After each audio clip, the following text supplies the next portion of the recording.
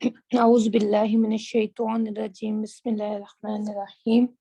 آپ صلی اللہ علیہ وسلم نے فرمایا کہ قرآن کو عربوں کے لب و لہجوں میں پڑھو۔ دوسری حدیث اللہ تعالیٰ کو دوسری حدیث میں فرمایا کہ اللہ کو قرآن ایسا پڑھنا پسند ہے جیسے اس کو نازل کیا گیا، اور جو قرآن کو صحیح غنا سے ادا نہیں کرتا وہ ہم میں سے نہیں۔ غنا مطلب شد و مد اور زیر زبر وغیرہ کو پڑھنا۔ آپ صلی اللہ علیہ وسلم نے فرمایا کہ جو قرآن کو صحیح طریقے سے پڑھنے کی کوشش کرتا ہے مگر پڑھ نہیں پاتا، اس کے لیے دوہرا اجر ہے، ایک اس کی کوشش کا، دوسرا اس کے پڑھنے کا۔ تو پھر آج سے انشاءاللہ آپ ہم سے وعدہ کریں کہ آپ کوشش کریں گے، ہم سب مل کر تجوید کی کلاسیں کروائیں گے اور آپ سب اس میں انشاءاللہ شامل ہوں گے۔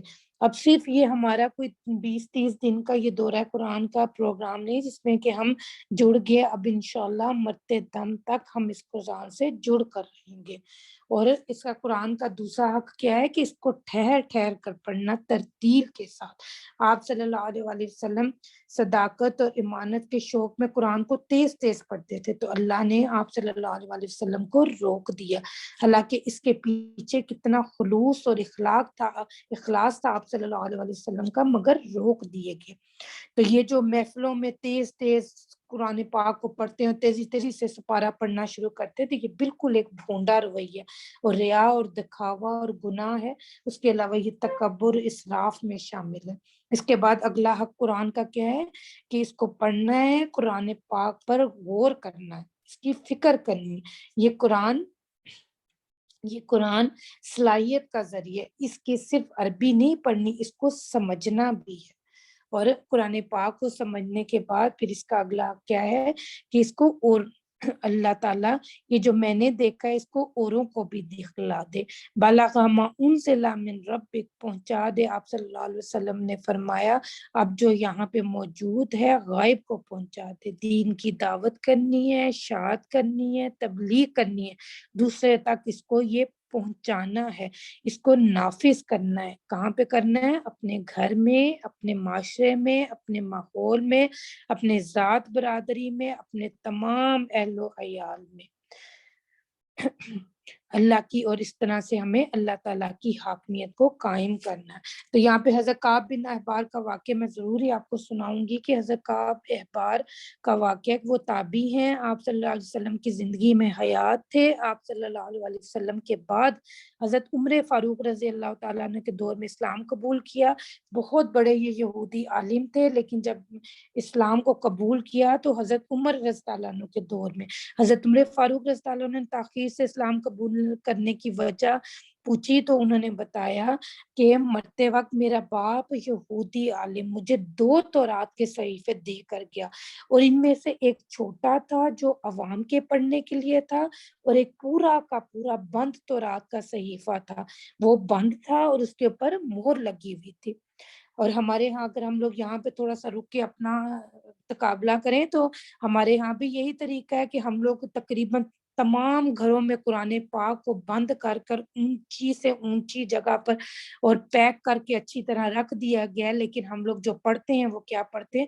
5 سورہ کو پڑھتے ہیں، اور قرآن کو برکت کے لیے ہم لوگوں نے بس صرف اس کو برکت کے لیے ہم لوگ استعمال کر رہے ہیں گھروں میں، اور اس کو اونچی سے اونچی جگہ پر رکھ دیتے ہیں۔ تو اس کے بعد پھر فرماتے ہیں حضرت کعب کہ میں نے باپ کی تاکید کے مطابق میں جو چھوٹا صحیفہ تھا میرے پاس میں نے اس کو ہی پڑھتا رہا۔ پھر میں نے دیکھا کہ اسلام تو اتنا پھیلتا جا رہا ہے، پھر مجھے خیال آیا کہ میں ذرا بڑے صحیفے کو کھول کر دیکھوں تو اس میں محمد صلی اللہ علیہ وسلم کا ذکر ہے یا نہیں، یا بڑا صحیفہ ہم سے کہتا کیا۔ پھر فرماتے ہیں کہ جب میں نے وہ صحیفہ کھول کے دیکھا تو اس میں محمد صلی اللہ علیہ وسلم کا ذکر تھا، تو پھر ان کو ایمان نصیب ہوا تھا۔ تو فرماتے ہیں کہ جب میں نے پوری بڑی کتاب تورات کو کھنگالا تھا تو مجھے ایمان نصیب ہوا تھا۔ تو یہ بھی قرآن کی تلاوت میں ایک حق ہے کہ اول سپارے سے لے کے ہم نے اس کو آخر کے سپارے تک پڑھنا ہے۔ اے اولاد یعقوب میری نعمتوں کو یاد کرو جن کا میں نے تم پر وقتاً انعام کیا، اور اس کو بھی میں نے تم کو بہت لوگوں پر فوقیت دی، اور تم ڈرو ایسے لوگوں سے جس میں کوئی شخص کسی شخص کی طرف سے نہ کوئی مطالبہ ادا کرنے پائے گا، نہ کسی کی طرف سے کوئی معاوضہ قبول کیا جائے گا، اور نہ کسی کو کوئی سفارش مفید ہوگی، اور نہ ان لوگوں کو کوئی بچا سکے گا۔ جس وقت امتحان کیا حضرت ابراہیم علیہ السلام کا ان کے پروردگار نے چند باتوں میں، اور وہ ان کو پورے طور پر بجا لائے، حق تعالیٰ نے ان سے فرمایا کہ میں تم کو لوگوں کا مقتدا بناؤں گا۔ انہوں نے عرض کیا اور میری اولاد میں سے بھی کسی کو نبوت دیجیے۔ ارشاد ہوا کہ میرا یہ عہدہ نبوت خلاف ورزی کرنے والوں کو ہرگز نہ ملے گا، اور وہ وقت بھی قابل ذکر ہے جس وقت ہم نے خانہ کعبہ کو لوگوں کا محبت اور مقام احمد ہمیشہ سے مقرر رکھا، اور مقام ابراہیم کو بھی کبھی کبھی نماز پڑھنے کی جگہ بنا لیا کرو۔ یہاں پہ پھر حضرت ابراہیم علیہ السلام کا قصہ کہ حضرت ابراہیم علیہ السلام نے اللہ نے امامت کے لیے ان کو چن لیا تھا۔ جب اللہ نے ان کو آزمایا تو وہ ہر آزمائش پر پورے اترے۔ حضرت ابراہیم کی بستی عراق کا علاقہ ہر کی بستی ہے، 2100 قبل مسیح ان کا وقت ہے۔ پوری بستی شرک میں ڈوبی تھی، معاشرہ تو بت پرست تھا ہی، اپنا گھرانہ اس سے بھی شدید تھا۔ گھر والے تو ان کے بت تراش تھے، ان کے گھر والوں کے لیے بت واز ایوری تھنگ تھی۔ ان کی حکومت، ان کا عہدہ، ان کی کمائی، ان کی محبت، ان کی عقیدت، ان کی عبادت، ان لوگوں کا فن، ان کا ہنر، ان کا پیشہ، ان کی فکر معاش، ان کی آمدنی کا ذریعہ ہی سب کچھ یہ بت ہی تھے۔ حضرت ابراہیم کے باپ نے نمرود کا بت بنا کر اس کو خوش کیا تھا، تو حضرت ابراہیم علیہ السلام نے صرف بت توڑے ہی نہیں تھے، ان کے خلاف آواز بھی بلند کی، اور بستی اور گھر بار اور والدین سب کو خیر بات کہہ دیا تھا۔ تو یہ حضرت ابراہیم علیہ السلام کا وہ پتھر جو ہم پیچھے رودات بیان کر چکے ہیں، اس پر نماز پڑھنے کی تاکید ہے۔ یہ وہ آیا تھا جہاں حضرت عمر رضی اللہ تعالیٰ عنہ کی رائے اللہ کے موافق ہوگی۔ انہوں نے اس کے نزول سے پہلے حضرت عمر فاروق رضی اللہ عنہ نے خواہش کا اظہار کیا تھا کہ الہی کوئی حکم نازل فرما کہ مقام ابراہیم پر ہم ہلکے پھلکے نفل پڑھ لیا کریں۔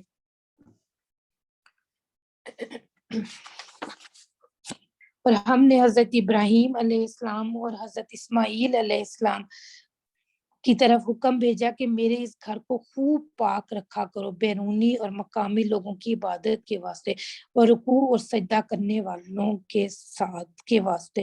اور جس وقت ابراہیم علیہ السلام نے دعا میں عرض کی اے ہمارے پروردگار اس کو ایک آباد شہر بنا دیجئے، امن و امان والا، اور اس کے بسنے والوں کو پھلوں سے بھی عنایت کیجئے، اور جو کہ ان میں سے اللہ تعالیٰ پر اور روز قیامت پر ایمان رکھتے ہیں۔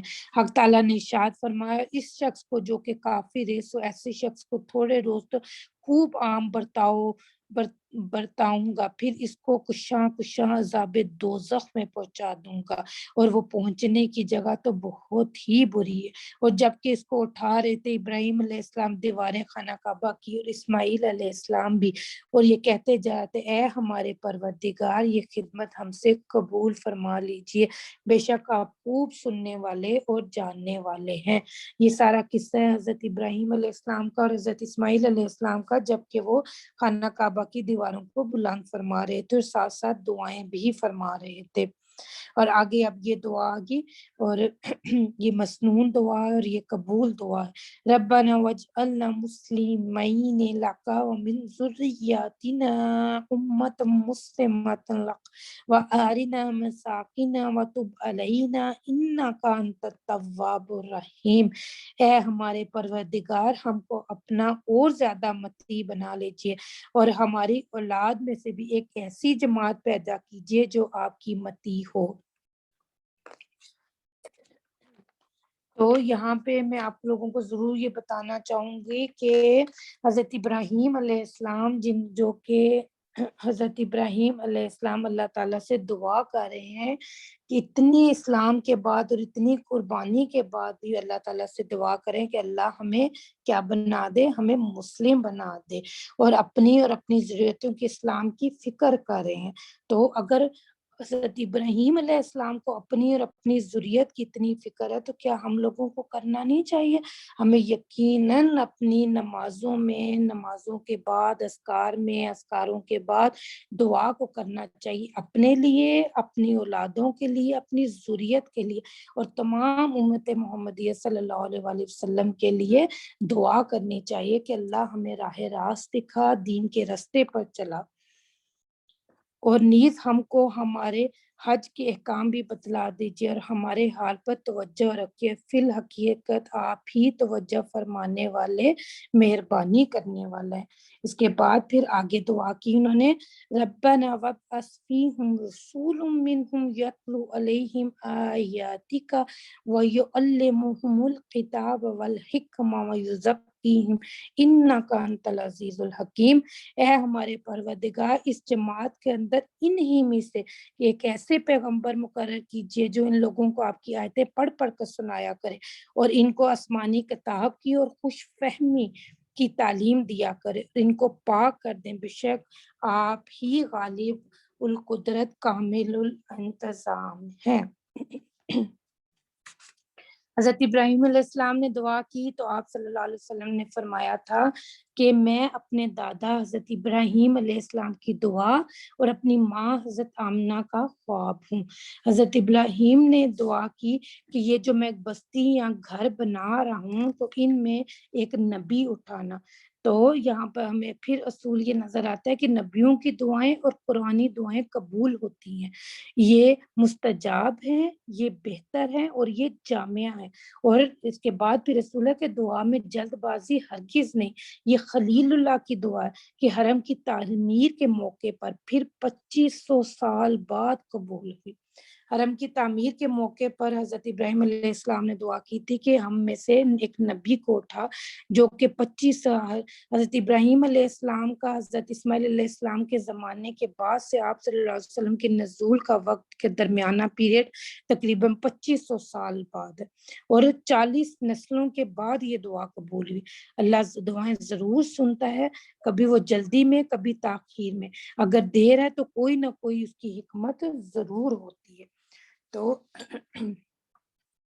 ہم اللہ تعالیٰ سے ہم یہاں پہ ہاتھ اٹھا لیجئے، ہم ضرور دعا کریں گے کہ اللہ ہماری نسلوں میں سے دائی اٹھانا، اللہ ہماری اولادیں، ہمارے اہل خانہ سب حاضر ہے، اللہ ہماری نسلوں میں عامل قرآن، حامل قرآن اور مبلغ دین اٹھانا، اللہ ہماری نسلوں کے دین کی حفاظت کے لیے ہماری نسلوں میں داعیان دین پیدا فرما، اللہ ہمیں مجاہدین دے، اللہ ہم پہ رحم فرما، اللہ ہمیں حافظین قرآن عطا فرما، اللہ ہماری اولادوں میں سے جو بہترین ہے اللہ تعالیٰ ان کو طاقتور، باصلاحیت اور ذہین اولاد نصیب فرما، اللہ ہماری ذریتوں میں سے بہترین اولاد ہمیں نصیب فرما، آمین ثم آمین۔ اور ملت ابراہیمی سے تو وہی روگردانی کرے گا جو اپنی ذات ہی میں احمق ہو، اور ہم نے ان ابراہیم علیہ السلام کو دنیا میں منتخب کیا اور وہ آخرت میں بڑے لائق لوگوں میں سے شمار کیے جاتے ہیں، جبکہ ان سے ان کے پروردگار نے فرمایا کہ تم اطاعت اختیار کرو۔ انہوں نے عرض کیا کہ میں نے اطاعت اختیار کی رب العالمین کی، اور اسی کا حکم کر گئے ہیں ابراہیم علیہ السلام اپنے بیٹوں کو، یعقوب علیہ السلام بھی، میرے بیٹو اللہ تعالیٰ نے اس دین اسلام کو تمہارے لیے منتخب فرمایا تو تم باجبز اسلام کی اور کسی حالت پر جان مت دینا۔ کیا تم خود اس وقت موجود تھے جس وقت یعقوب علیہ السلام کا آخری وقت آیا، جس وقت انہوں نے اپنے بیٹوں سے پوچھا کہ تم لوگ میرے مننے کے بعد کس چیز کی پرستش کرو گے؟ انہوں نے بالاتفاق جواب دے کہ ہم اس کی پرستش کریں گے جس کی آپ اور آپ کے بزرگ حضرت ابراہیم علیہ السلام، حضرت اسماعیل علیہ السلام، حضرت اسحاق علیہ السلام پر پرستش کرتے ہیں، یعنی وہی معبود جو وحدہ لا شریک لہ، اور ہم اسی کی اطاعت پر قائم رہیں گے۔ यहाँ पर जब उन्होंने हजरत याकूब अलैहिस्सलाम ने अपने बेटों को नसीहत की थी, तो उन लोगों ने क्या कहा था, उन्होंने ये नहीं कहा था कि हम नाहनु देवबंदीयून, या उन्होंने कहा था नाहनु लहू बरेलीयून, बल्कि ना ही उन्होंने कहा था कि नाहनु लहू सुन्नीयून। उन्होंने क्या कहा था, ना नाहनु लहू मुस्लिमून, मेरा और आपका नाम क्या है, हम कौन है, हम मुस्लिमून है। हम क्या होना चाहते हैं और हम क्या रहना चाहते हैं, और मरते दम तक अल्लाह हमें मुस्लिम ही रखे, और हम मुस्लिमून हैं। ये बात हमेशा याद रखनी। आपसे जब भी कोई पूछता है कि आप कौन है, आप बरेलवी हैं, आप आप सुन्नी हैं, आप देवबंदी, आप क्या हैं, तो हमारा जवाब क्या होगा, नहनु लहू मुस्लिमून।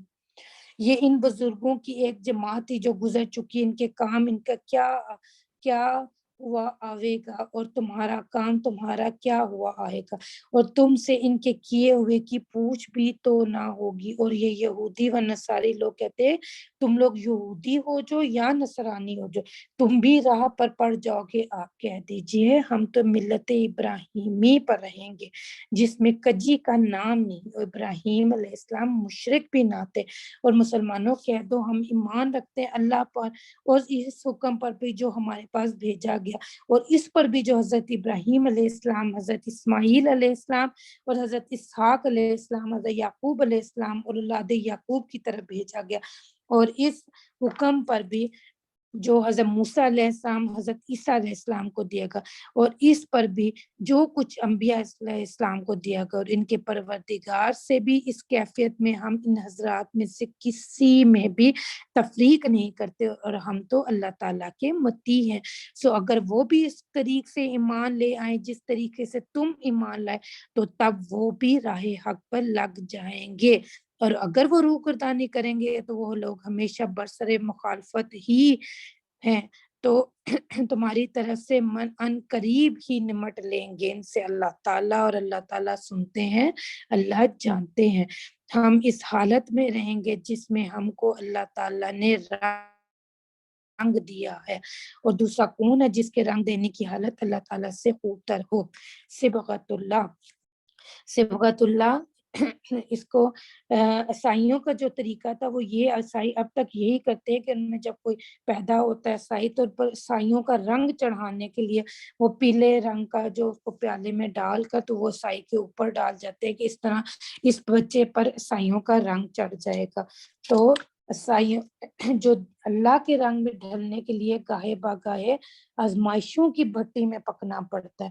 अल्लाह कभी हमें कुरान में, अल्लाह कभी मुत्तकियों की सिफात बता रहा है, कभी मोमिनों की सिफात दिखाकर, ये अल्लाह ताला इसलिए बार बार ये सिफात दिखाता है ताकि हम अपनी जात में हमारे ऊपर जो रंग है उसको हम रंग को मैच कर ले कुरान पाक के अहकामात के साथ। अल्लाह ताला से हम दुआ करते हैं कि अल्लाह हम पर ये अपना रंग चढ़ा दे जो बिल्कुल सच्चा है, जिससे हमारी नजात मुमकिन है दुनिया में भी और आखिरत में भी। अल्लाह हमें चुन ले और अपने बरगजीदा बंदों में शामिल फरमा ले। आमीन अल्लाहुम्मा आमीन।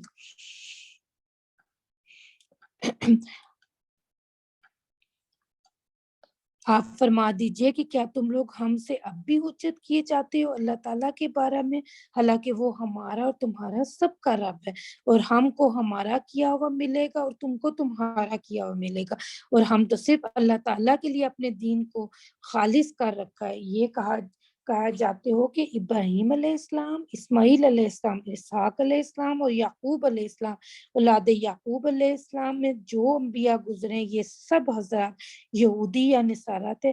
ए मोहम्मद सल्लल्लाहु अलैहि वसल्लम कह दीजिए कि तुम ज्यादा वाकिफ हो या हक ताला, और ऐसे शख्स से ज्यादा जालिम कौन होगा जो ऐसी शहादत का इकफा करे जो उसके पास मिन जानिब अल्लाह पहुंची हो।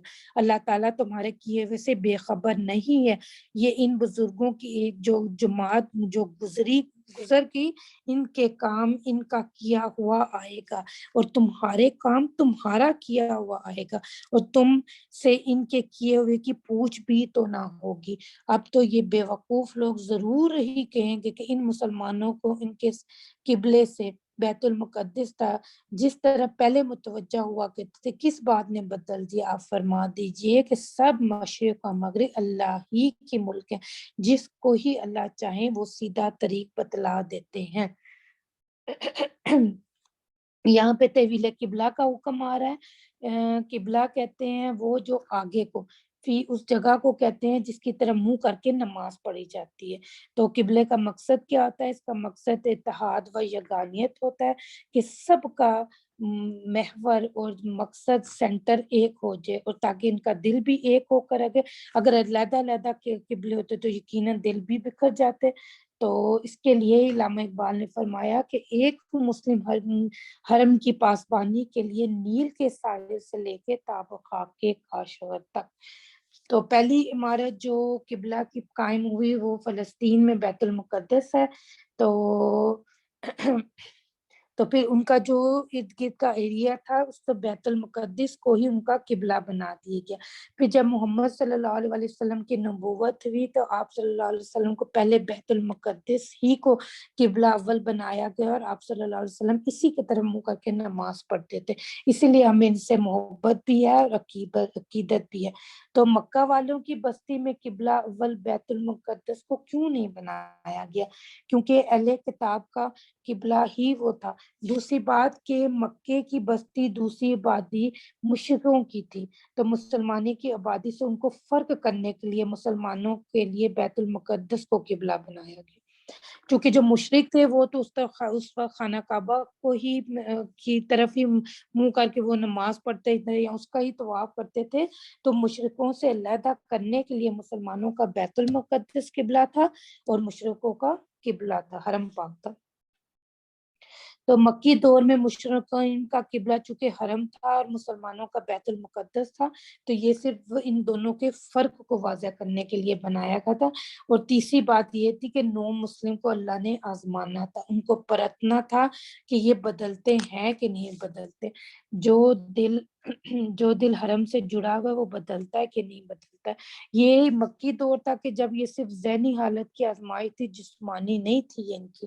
حرم اور پھر مکہ آبادی، حرم کے جو حرم تھا وہ مکے کی آبادی کے جنوب میں تھا۔ مکے میں وہ رہ کر مکے کو قبلہ بناتے تھے۔ جب ان کی سمت شمال کی طرف ہوتی تھی تو بیت المقدس بھی شمال کی طرف تھا، تو ان کی ڈائریکشن خانہ کعبہ کی طرف بھی تھی اور بیت المقدس کی طرف بھی تھی۔ اس لیے ان کو مکہ میں مشکل نہیں لگا، بلکہ اصل مسئلہ تو ان کا تب آیا جب یہ مدینہ چلے گئے۔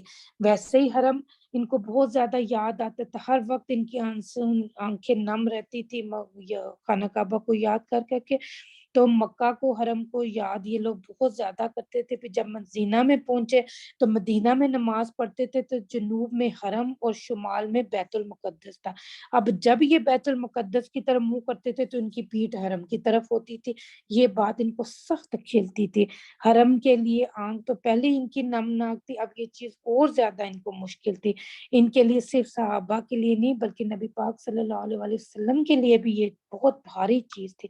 پھر قرآن فرماتا ہے کہ نبی پاک صلی اللہ علیہ وسلم آپ کا آسمان کی طرف منہ اٹھا کر دعا کرنا، اللہ تعالیٰ نے پھر ان کی دعا کو قبول فرمایا اور تحویل قبلہ کا حکم آ گیا۔ تو پھر 16.5 مہینے کی آزمائش کے بعد آخر اللہ تعالیٰ نے ان کو تحویل قبلہ کا حکم دے دیا کہ نماز پڑھے تھے جب ان کو نماز میں منہ پھیرنے کا حکم ہوا حرم کی طرف۔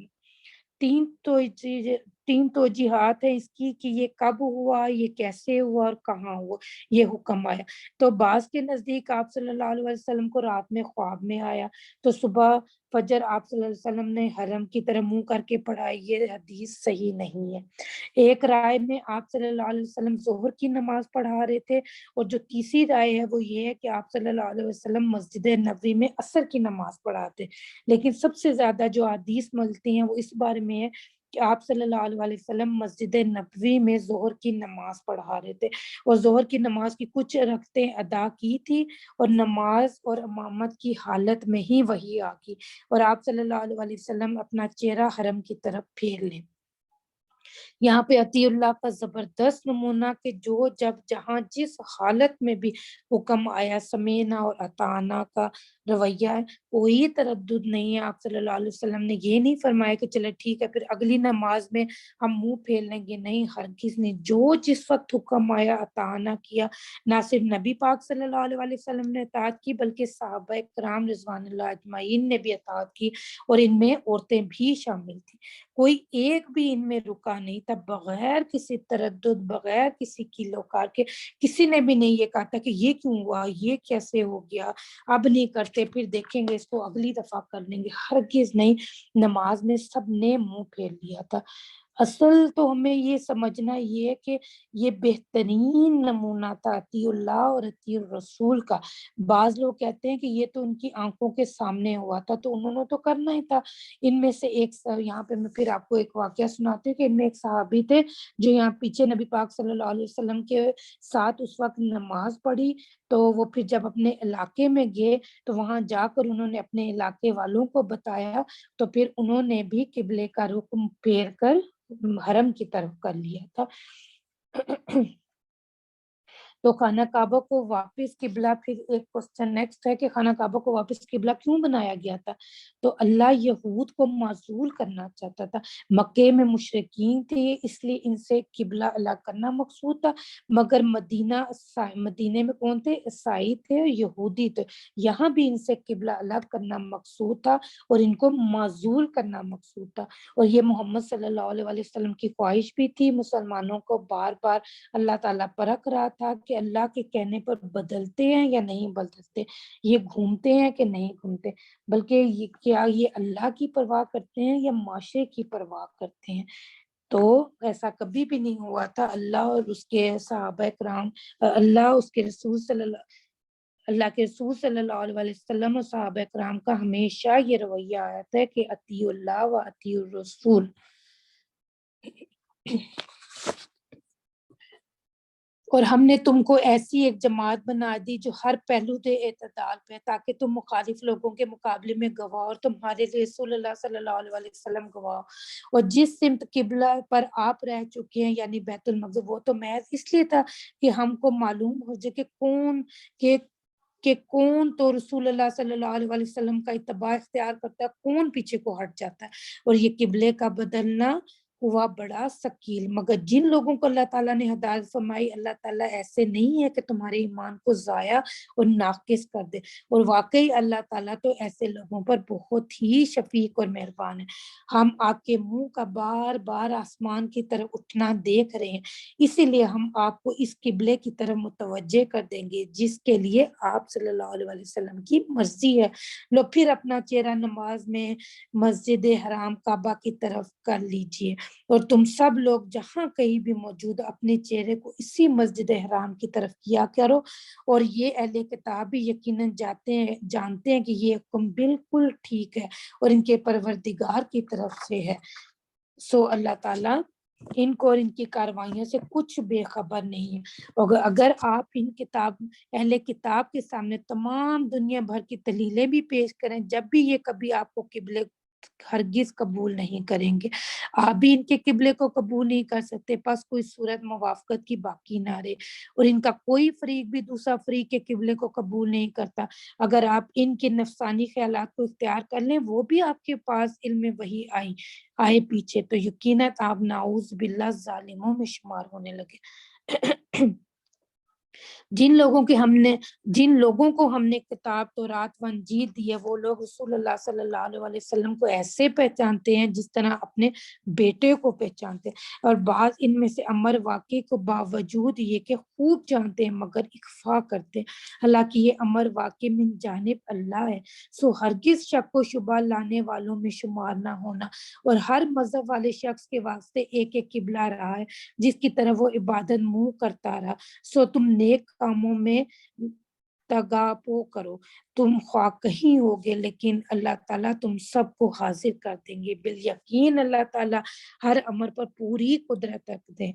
और जिस जगह से भी कहीं सफर में आप बाहर जाएं तो भी अपना चेहरा नमाज में मस्जिदुल हराम यानी कि काबा की तरफ रखा कीजिए। और ये हुक्म आम किबला का है, बिल्कुल हक है। और من جانب اللہ ہے، اللہ تعالیٰ تمہارے کیے ہوئے کاموں سے اصلاً بے خبر نہیں۔ اور پھر کہا جاتا ہے کہ آپ جس جگہ بھی سفر میں باہر جائیں اپنا چہرہ مسجد حرام کی طرف رکھیے، اور تم لوگ جہاں کہیں بھی موجود ہو اپنا چہرہ اسی کی طرف رکھا کرو، تاکہ لوگوں کو تمہارے مقابلے میں گفتگو کی مجال نہ رہے، مگر ان میں جو بالکل ہی بے انصاف ہیں تو ایسے لوگوں سے اصلاً اندیشہ نہ کرو، اور مجھ سے ڈرتے رہو تاکہ تم پر جو کچھ میرا انعام ہے اس کی تعمیل کر دوں، اور تاکہ دنیا میں تم پر راہ حق پر ہو۔ جس طرح تم لوگوں میں ہم نے ایک عظیم الشان رسول کو بھیجا، تم ہی میں سے ہماری آیات و احکام پڑھ پڑھ کر تم کو سناتے ہیں، اور جہالت سے تمہاری صفائی کرتے رہتے ہیں، اور تم کو کتاب الہی اور فہم کی باتیں بتلاتے رہتے ہیں، تم کو ایسی مفید باتیں تعلیم کرتے ہیں جن کی تم کو خبر بھی نہ تھی۔ پس ان نعمتوں میں مجھ کو یاد کرو اور میں تم کو عنایت سے یاد رکھوں گا، اور میری نعمت کی شکر گزاری کرو اور میری ناسپاسی مت کرو۔ اے ایمان والو، صبر اور نماز سے سہارا حاصل کرو، بلا شبہ اللہ تعالیٰ صبر کرنے والوں کے ساتھ رہتے اور نماز پڑھنے والوں کے لیے تو بدرجے اولا۔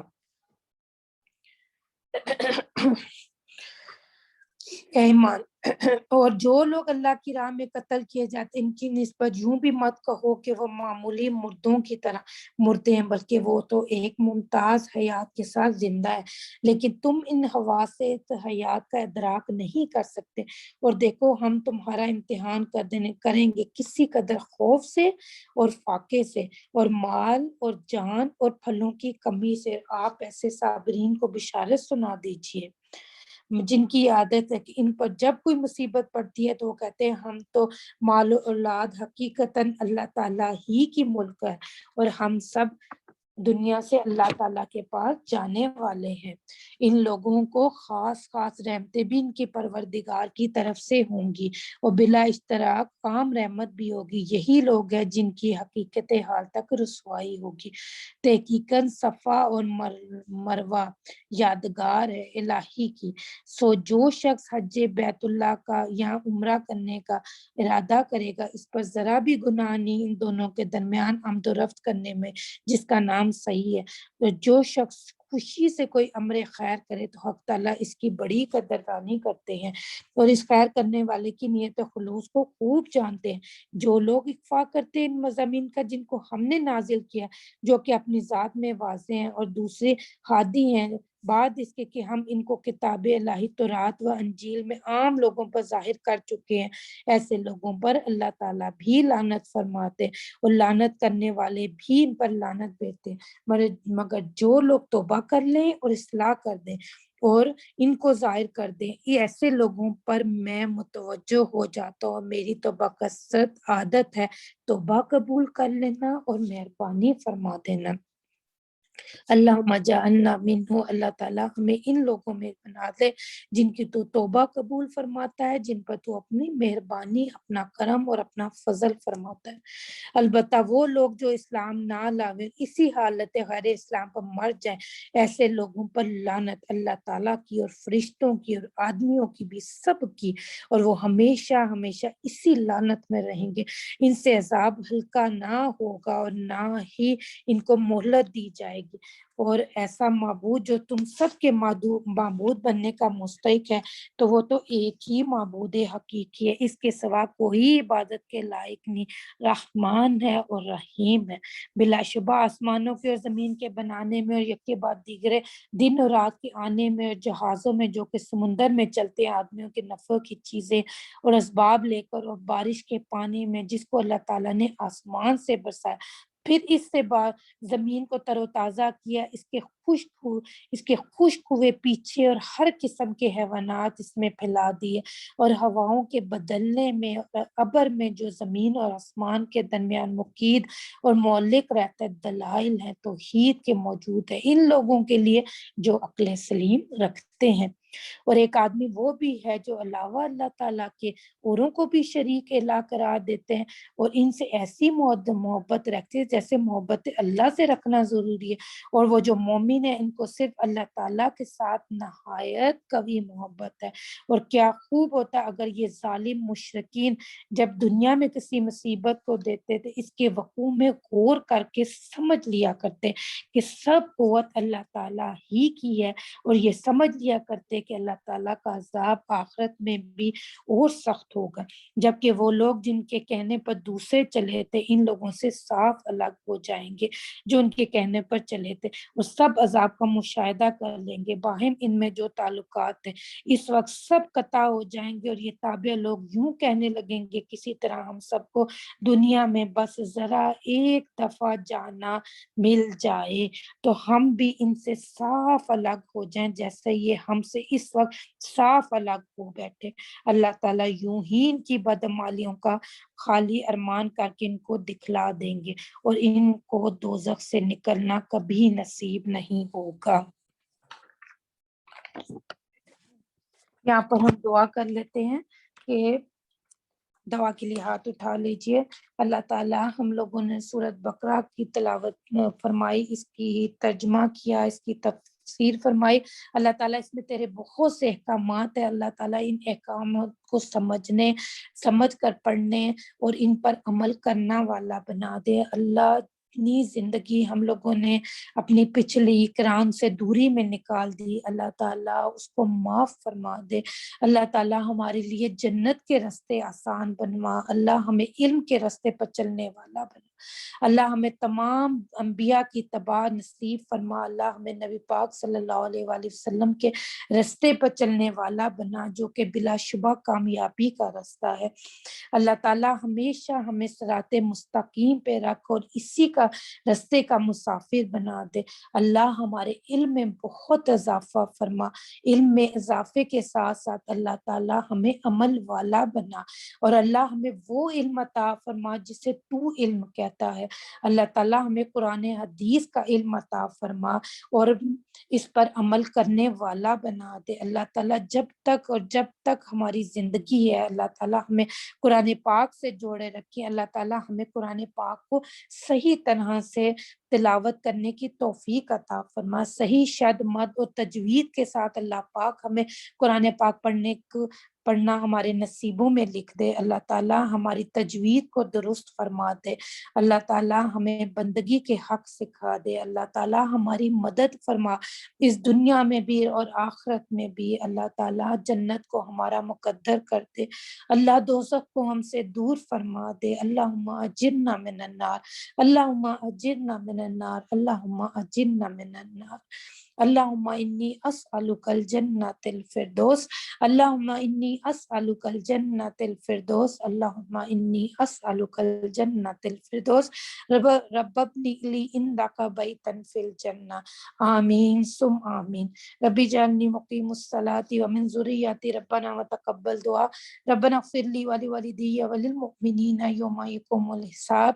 سبحانک اللہم وبحمدک ونشہد ان لا الہ الا انت ونستغفرک ونتوب الیک، وسلام علی المرسلین والحمد للہ رب العالمین، آمین ثم آمین۔ السلام علیکم ورحمۃ اللہ وبرکاتہ۔